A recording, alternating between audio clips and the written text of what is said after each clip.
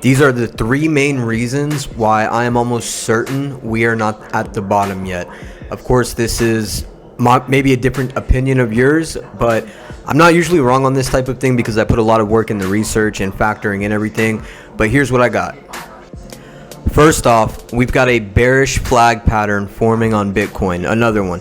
We just had one up a little while ago before it dropped to around 32K from higher before, like around 45 or whatever it was. I can't remember. I got to see it on the chart. But anyways, when we were up there, you guys, there was a bearish flag form, and I tried to tell you we were dropping to around 20 to 22K, which of course we did.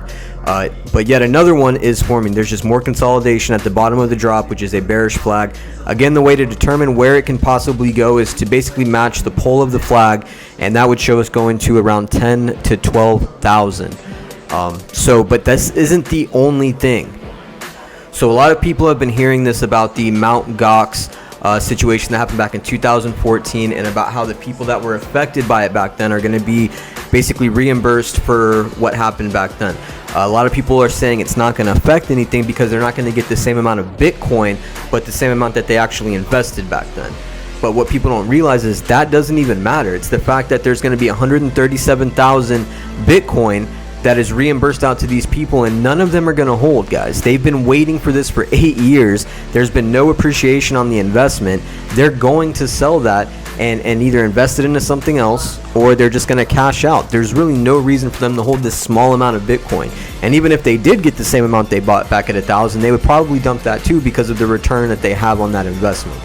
But what this is, because there's been this amount sold in a day before, but it's going to be sold quicker at this point when it's released, and it's going to set off a bunch of stop losses to be triggered, and that's going to cause it to dump even more.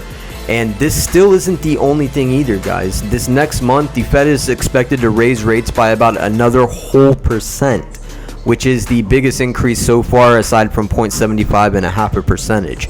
So with these three things factored in, guys, I don't think we're anywhere near the bottom yet. But again, I just want to stress the fact that this is not a bad thing. This is going to be the last opportunity to get a lot of these coins at these low of a price. So right now I'm not buying anything. I'm literally just stacking dry powder on the side because right now cash is king. Always in a recession, cash is king, and when everything's dropping, cash will be king. So I'm keeping everything to the side. I'm waiting for probably about August for all this to happen, and then I'm going to start dollar cost averaging into very strong projects. No shit coins or meme coins right now. Just things that solve real world utility.